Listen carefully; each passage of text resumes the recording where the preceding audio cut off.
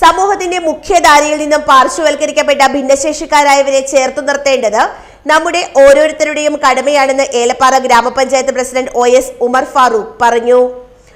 ഏലപ്പാറ ഗ്രാമപഞ്ചായത്തിന്റെ 2025-26 വാർഷിക പദ്ധതിയിൽ ഉൾപ്പെടുത്തി ഭിന്നശേഷിക്കാർക്കായി സംഘടിപ്പിച്ച ഉപകരണ നിർണയ മെഡിക്കൽ ക്യാമ്പ് ഉദ്ഘാടനം ചെയ്ത് സംസാരിക്കുകയായിരുന്നു അദ്ദേഹം. ഏലപ്പാറ ഗ്രാമപഞ്ചായത്ത് ഭരണത്തിൽ കയറിയപ്പോൾ ഏറ്റവും അധികം ഈ സമൂഹത്തിൽ പാർശ്വവൽക്കരിക്കപ്പെട്ടിരിക്കുന്ന ആളുകളെ ചേർത്ത് നിർത്തുവാനും അവരെ ഈ സമൂഹത്തിലേക്ക് മുമ്പോട്ട് കൊണ്ടുവരുവാനുമുള്ള പദ്ധതികളുമായിട്ടാണ് ഏലപ്പാറ ഗ്രാമപഞ്ചായത്ത് മുന്നോട്ട് പോകുന്നത്. അതിൻ്റെ ഭാഗമായിട്ടാണ് ഇന്ന് ഏലപ്പാറ ഈ ഓഡിറ്റോറിയത്തിൽ വെച്ച് ഇന്നിവിടെ നിർണയ ക്യാമ്പ് ഇവിടെ നടത്തപ്പെടുന്നത്. കഴിഞ്ഞ ഗ്രാമസഭകളിൽ നിങ്ങൾ ഉന്നയിച്ചിരിക്കുന്നതും നിങ്ങൾ പറഞ്ഞിരിക്കുന്നതുമായിട്ടുള്ള ഭിന്നശേഷി ഗ്രാമസഭയിൽ നിന്ന് വന്നിരിക്കുന്ന ആശയങ്ങൾ മുമ്പോട്ട് ചേർത്ത് വെച്ചാണ് ഏലപ്പാറ ഗ്രാമപഞ്ചായത്ത് ഇത്തരത്തിലുള്ള പ്രോജക്റ്റുകളുമായി മുന്നോട്ട് പോകുന്നത്. ഏലപ്പാറ ശ്രീകൃഷ്ണസ്വാമി ക്ഷേത്രം ഓഡിറ്റോറിയത്തിൽ വെച്ചാണ് ക്യാമ്പ് നടന്നത്.